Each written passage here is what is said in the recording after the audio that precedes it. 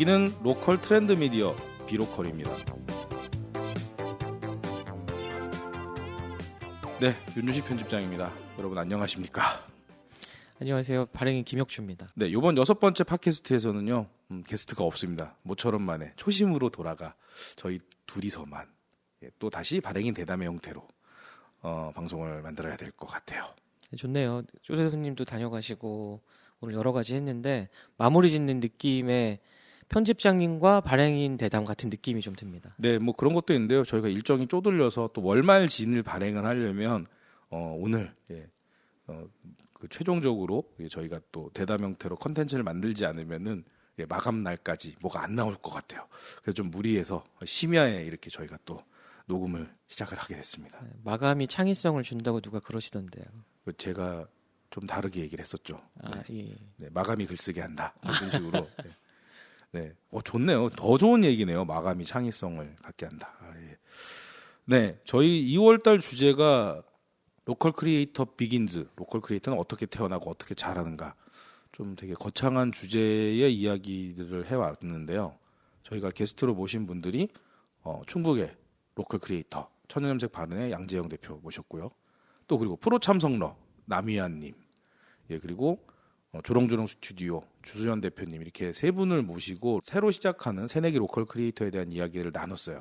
팟캐스트로는 새내기 로컬 크리에이터 세 분을 소개를 하고 세 분의 이야기를 들어보았는데 저희 비로컬 웹진 비로컬에서는 또 다른 분 인터뷰가 같이 포함이 되어 있습니다.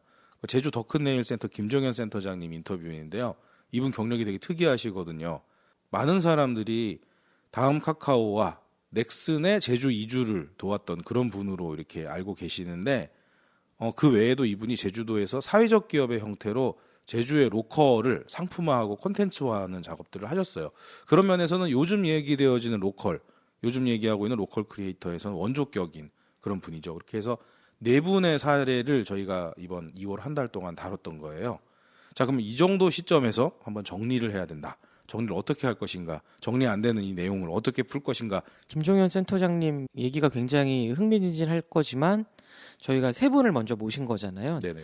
그래서 이 세 분의 얘기가 어쩌면은 로컬 크리에이터의 발전된 형태의 현재의 모습 이렇게 좀 해석이 될 것 같고요. 네. 김종현 센터장님은 어떻게 점점점 로컬 크리에이터로 진화해서 심지어는 지금은 로컬 크리에이터를 배출해내는 네네. 기관장이 되셨을까까지가 또 흥미로운 어떤 여정이 되지 않을까 하는 생각도 또 듭니다. 지난 10월에 있었던 로컬 크리에이터 페스타 때 전유성 씨가 나타나셨잖아요. 네, 그리고 그쵸. 홍석천 씨도 불렀고요. 예. 이 두 분이 어떤 면에서는 로컬을 개척하고 로컬 콘텐츠를 만든 분, 그런 원조격인 분들이었기 때문에 그때 모시기도 했었는데요. 그러니까 여러분도 아시는지 모르겠는데 지금은 아니지만 전유성 씨 같은 경우에 청도에서 개나소나 콘서트라든가 철가방 극장 뭐 이런 것들을 통해서 사람들이 생각할 때는 아주 외진 곳에 있는 청도군을 관광, 개그에 대한 어떤 개그 관광, 뭐 이런 문화 관광의 어떤 코스로 만들었던 그런 분이었고요. 홍석천 씨 같은 경우에는 이태원 경리단길을 이제 조성하는데 뭐 그분이 경리단길을 조성한 건 아니지만 거의 특색이 있는 그런 식음 서비스들을 통해서 골목 상권을 이렇게 활성화시켰던 분이시죠. 그래서 거의 원조격으로 그렇게 로컬 크리에이터로 이렇게 로컬 크리에이터 행사에서 소개를 하기도 했었는데요.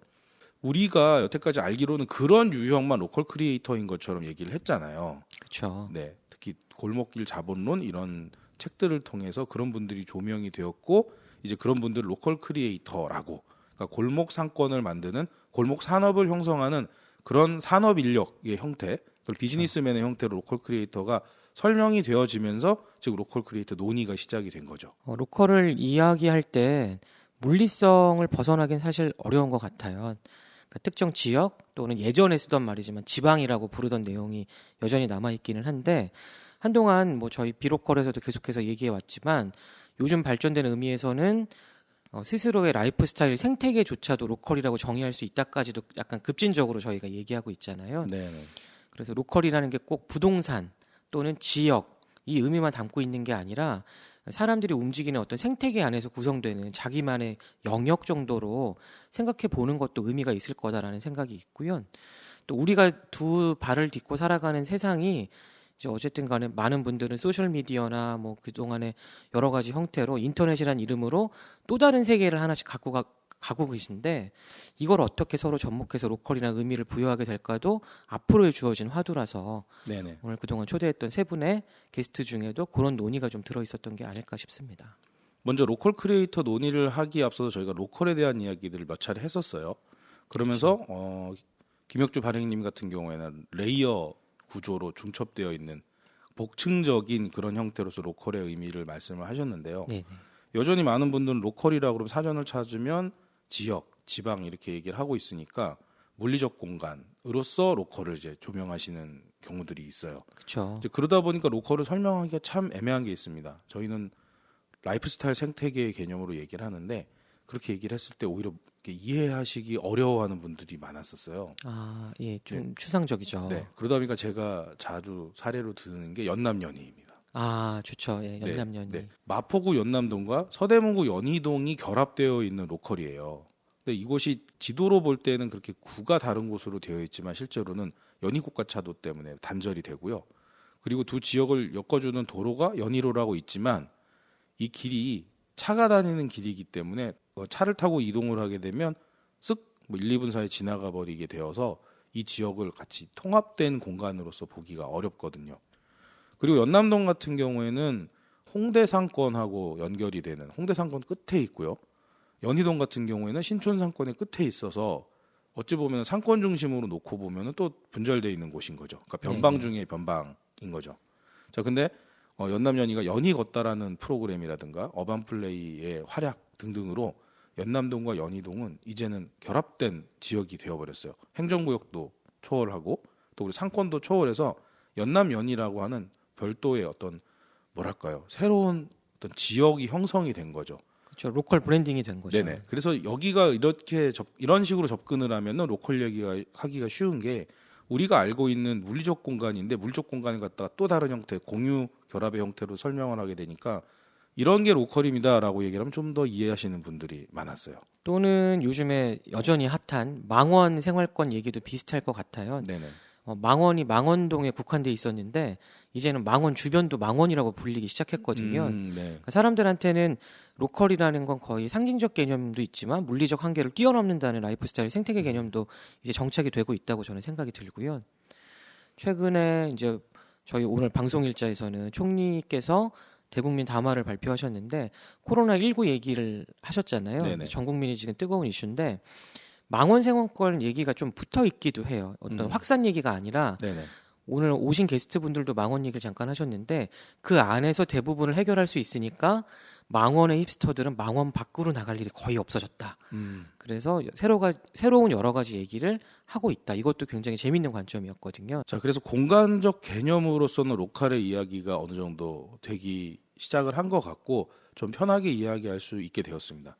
그래서 골목 상권을 잡고 있는 조금 독특한 라이프스타일 중심으로 뭔가 생태계를 구성하는 가게라든가 어떤 서비스를 제공하는 곳이라든가 커뮤니티라든가 이런 곳들은 이게 바로 로컬 크리에이터의 모습이구나라고 생각을 할 수 있어요. 예를 들면 공유 주방, 공유 서재, 예. 그다음에 독립 서점들, 그다음에 특이한 카페들 뭐 이런 곳들은 사람들이 로컬 크리에이터일 것 같아 이렇게 생각하기 쉬워졌는데 저희가 오늘 이 방송을 통해서 정리를 해야 될 필요가 있다고 말씀드리게 된 거는 저희가 소개한 새내기 로컬 크리에이터들이 이런 공간의 제약을 받지 않는 로컬 크리에이터들이라는 거예요. 아, 그렇죠. 하다 보니까 또 공간 제약이 없는 물리적인 제약이 없는 네네. 로컬 크리에이터 특집처럼 되기도 했네요. 네. 그리고 그 천연염색 바른의 양재영 대표님은 제조업 기반, 그러니까 염색업이기 때문에 의류를 만드는 제조업 쪽인데 그 제조업에서 출발한 로컬 크리에이터인데요. 엄밀히 말하면 염색 속에 컨텐츠를 담는 지역의 컨텐츠를 담는 그런 형태의 로컬 크리에이터였고요. 예. 그다음에 두 번째로 소개했던 남미안님 같은 경우에는 프로 참석로라고 처음에는 이야기를 하게 됐지만 이분은 커뮤니티 혹은 다양한 컨텐츠를 품는 로컬 크리에이터로 성장할 걸 이제 지향하고 계시는 분이고 예. 그다음에 주소연 대표님 같은 경우는 AR 컨텐츠라고 얘기지만 알고 보니까 AR 컨텐츠가 아니라 스토리텔링이 이분의 로컬인 거죠. 그러니까 이야기가 있는 곳은 어디나 나의 고향. 옛날에 그 유무부 교수님이 새가 있는 곳은 나의 연구소. 이런 것처럼 이분은 이야기가 있는 곳, 전설 따라 세월 따라 이런 식으로 이야기가 있는 곳은 어디든지 자기의 로컬. 뭐 이런 식으로 라이프 스타일이 굉장히 더 복잡하게 나타나는 구조가 된 거죠. 이게 되게 재밌는 게 저희가 1월 달에 로컬은 이런 겁니다라고 얘기를 하고 나서 2월 달에 로컬 크리에이터로 이제 새롭게 태어나는 분들 얘기를 들어보면 공간을 초월한 거예요. 네. 부동산의 개념을 초월한 이 로컬에 대한 얘기는 저희만 하고 있는 건 아니에요. 아마 오늘 정도 나온 것 같은데 우리 도시 작가인 음성원 작가님도 팝업시티란 책도 있고 오늘 칼럼을 쓰신 내용도 더 이상 건물이나 지역이 한계성을 갖고 있지 않다. 그리고 뭐 최근에 건물의 트렌드를 말씀해 주시면서 미완인 상태로 건물이 있는 케이스가 있는데 그 이유는 더 이상 도시가 한 가지 의미로 또는 동네가 한 가지 의미로 건물이 한 가지 의미로 정의될 수 없기 때문에 그날 콘텐츠가 바뀌고 시즌에 따라서 콘텐츠가 바뀌기 때문에 미완이 아니라 앞으로 채워질 부분을 남겨놓기 때문이다라는 칼럼을 쓰셨어요. 되게 어렵고 추상적이고 철학적인데요. 예, 합치자면 이런 거죠. 저희가 그동안 많이 썼던 얘기 중에 하나가 복합문화 공간인데 문화라는 개념도 어렵고 복합이란 개념도 어렵지만 뭔지 모르겠지만 다 하고 있다라는 뜻인 거잖아요. 예전에는 카페는 카페 역할만 했고요. 뭐 커뮤니티 룸이라고 따질 게 많지는 않지만 한국에 네네. 사람이 모이는 공간은 사람 모이기만 했는데 지금은 다목적으로 쓰이고 있는 거죠.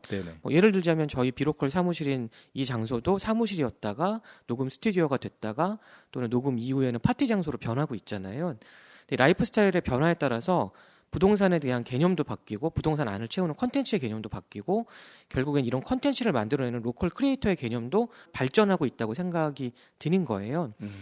그리고 물리적 한계성을 뛰어넘었다고 얘기한다는 이유 중에 하나는 이번에 코로나19 때문에 조금 더 심각한 느낌을 갖게 되셨을 텐데 한 가지 장소, 한 가지 콘텐츠에 집착하거나 또는 고집하거나 거기를 노력하다 보면 생각밖의 위기가 오기 시작한다는 거죠. 대한민국의 로컬이 소개된 건 매체의 영향도 클 거예요. 그리고 저희가 꾸준히 떠들었잖아요. 로컬이 중요합니다. 로컬이 미래입니다. 근데 많은 분들이 반응해 주셨다는 건 어쩌면 저희도 물리적 한계를 뛰어넘은 로컬에 대한 얘기를 이미 하고 있기 때문에 그 부분에 대해서 한 번 더 돌아볼 필요가 있다고 생각을 하고요. 로컬이 IT를 만나기 어렵다 또는 로컬이 커뮤니티를 만나기 어렵다 또는 조금 더 어렵게 가자면 로컬이 로컬을 뛰어넘는 방법이 뭘까에 대해서 새로운 분들은 계속해서 고민을 하고 있다는 증거가 아닐까 그런 생각도 좀 듭니다. 저희가 소개한 세 분의 로컬 크리에이터들의 공통점이 있어요. 그게 뭐죠? 전 생각 못 해봤는데. 공간을 조성할 만큼의 자산이 없어요. 일단 보증금, 임대료 이것들을 감당을 해야 되는데 일단 그런 자산이 없고요. 그런 기반이 없고 또 공간을 만들게 되면 공간만 있다고 뭘 할 수 있는 게 아니잖아요. 그러니까 거기에 들어가야 될 다양한 장비라든가 아니면 시설들이라든가 이런 것들을 장만해야 되는데 그럴 만한 여력이 없는 그런 청년들이었기 때문에 자기 자산이 없기 때문에 자산 없이 할 수 있는 쪽으로 크리에이티브 팩터를 작동시킨 것은 아닐까 이런 생각을 하게 됐거든요. 아마 방송을 들으시는 분들이 약간 오해하실 수 있어서 첨언을 하자면 자산이 없으신 거라기보단 새로운 시도에 의해 움직일 수 있는 사업 구조를 만들어가거나 스타트업을 하기 위해서 지금 있는 자원을 나눠 쓸 여유가 많지 않다 정도의 표현이 더 맞을 것 같아요. 왜냐하면 직장에 있는 분도 계셨고 다른 프로젝트가 있는데 새로운 시도를 한 분도 계셨으니까요. 근데 이제 세 분 얘기를 한 분씩 좀 펼쳐갈 필요도 있긴 있는 것 같은데 종합적으로 먼저 말씀을 드리자면 크리에이티브를 어떻게 발현할까가 로컬로 초점을 향해진 건 이분들도 동일했거든요. 그러니까 로컬 크리에이터라는 게 로컬에서 자라서 거기 있는 자원을 발견하는 사람에 대한 의미가 요즘 강했던 측면 반면에 저희가 계속해서 주목하고 있는 건 크리에이터가 어떻게 로컬을 자원으로 여길까잖아요.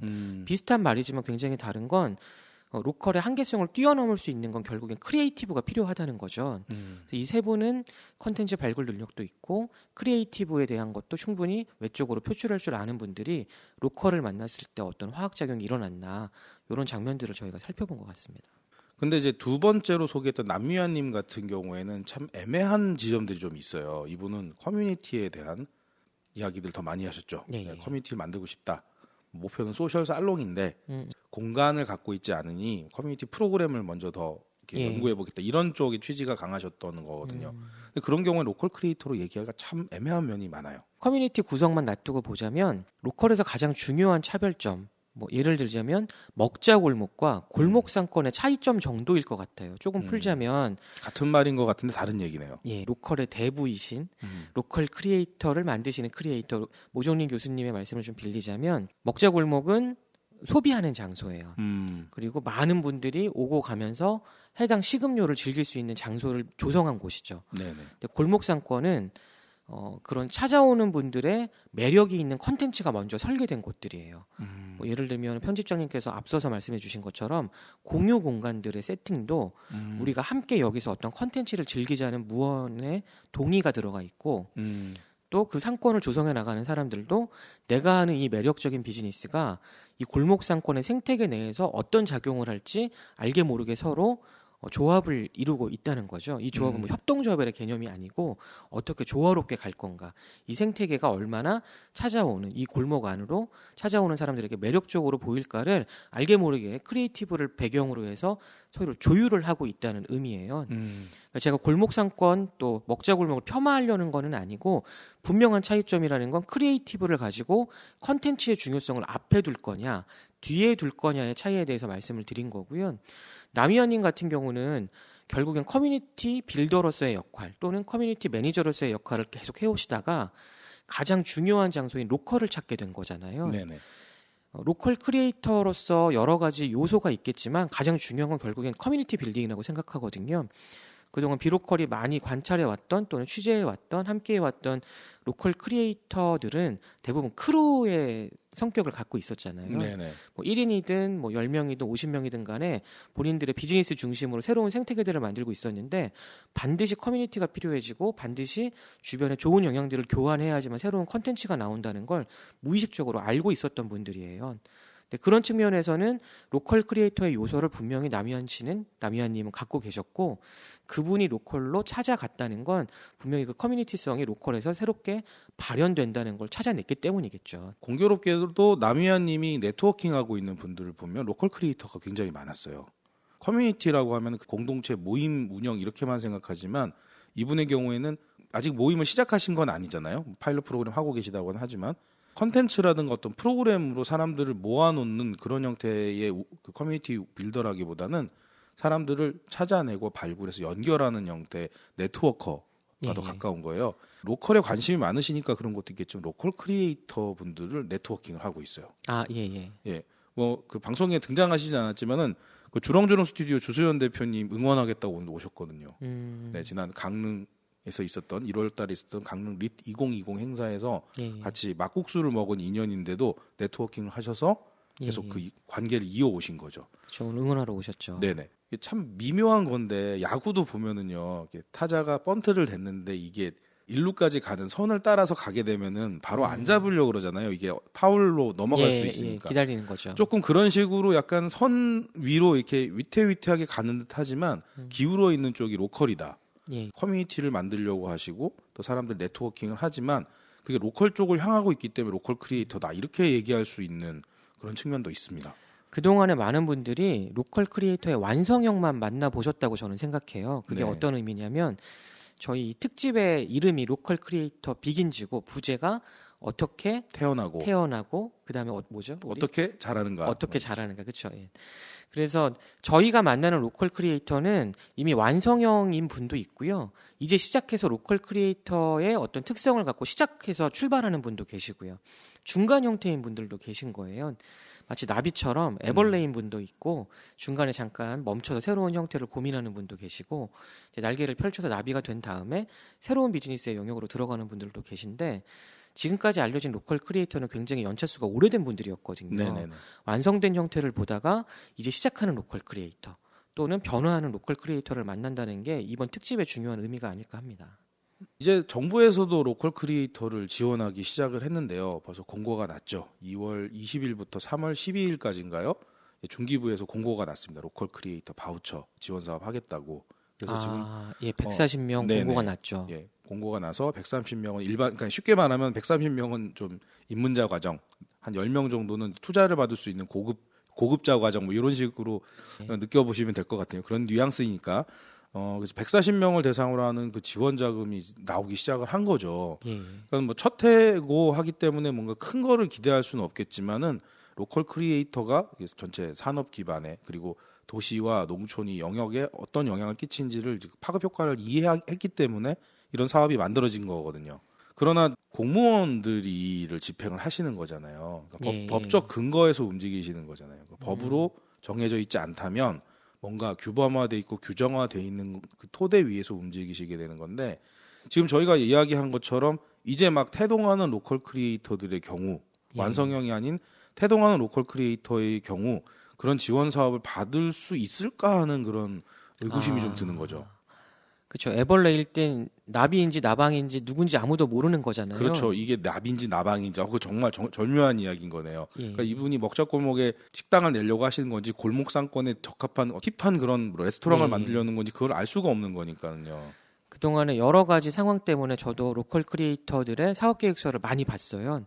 근데 사업 계획서는 평면적이고요. 로컬 네. 크리에이터는 입체적이기 때문에 참 어려운 순간들이 분명히 심사할 때 있을 거라고 생각을 하고요. 네. 아마도 그런 부분에 있어서 배려를 좀 하시지 않았을까 추측이 좀 되는 게 로컬 크리에이터에 대해서 스터디가 나름대로 있으셨던 것 같아요. 이유는 140명의 공고 중에 네. 130명은 바우처 지원 사업으로 브랜딩이나 뭐 여러 가지 조성을 도와주겠다라고 말씀하셨지만 10명에 대한 가능성을 두고 있잖아요. 로컬 크리에이터가 단순하게 작은 비즈니스를 하는 게 아니라 투자를 받아서 움직일 만한 크리에이티브를 갖고 있는 분들이다라고 조금 배려를 했다고 저는 생각을 하거든요. 벤처 캐피탈을 통해서 투자를 받을 수 있는 10개 사업자들을 이렇게 또 찾고 있으니까요. 예. 그럼에도 불구하고 걱정되는 건 뭐냐면요. 그 공고 처음 나왔을 때 느낌이 딱 이겁니다. 로컬 인플루언서를 로컬 크리에이터로 보고 있는 것이 아니냐. 그러니까 저희가 붙여서 말한 로컬 크리에이터가 아니라 예. 지금까지 힘을 줘서 이렇게 복잡하게 설명했던 로컬 크리에이터가 아니라 로컬 크리에이터를 지원하는 사업처럼 이렇게 나오고 있고요. 실제로 보시면은 로컬 크리에이터 언급하는 매체나 뭐 이런 내용 보면 다 띄워쓰기 하고 있어요. 저희만 붙였어요. 아, 그렇죠. 네네. 유튜브에서 로컬 크리에이터 저 가끔 검색해 보는데요. 제가 특정 지역의 로컬 크리에이터입니다라고 타이틀을 갖고 계신 분들이 한두 분 계세요. 네. 근데 잘 보면 우리 동네를 소개합니다 정도의 내용을 말씀을 네, 하시더라고요. 로컬 인플루언서가 더 정확한 표현이 맞는 거죠. 예, 예. 네, 유튜브 크리에이터라는 용어가 있으니까 앞에 있는 거 유튜브를 딱 띄고 로컬을 붙여서 로컬 크리에이터다 이렇게 말씀을 하시는 것 같은데 정확한 분류로 보면은 인플루언서. 충분히 그런 오해가 생길 수 있다고 생각을 해요. 지난 2019년 말에 있었던 로컬 크리에이터 페스타 때도 네. 굉장히 많은 수의 유튜브를 기반으로 한 크리에이터 분들이 찾아오셨어요. 그래서 저도 로컬 크리에이터인 것 같긴 한데 미묘하게 뭔가 다른 것 같아요. 뭐가 다른 건지 좀 안내해 주세요. 이런 분들도 좀 계셨었거든요. 그래서 아무래도 로컬 크리에이터라는 단어가 아직은 낯설어서 좀 과정이나 시간 그리고 많은 분들이 대면해서 만나는 그런 상황들이 좀 필요할 것 같습니다. 2부로 넘어가서 잠시 쉬었다가 돌아오도록 하겠습니다.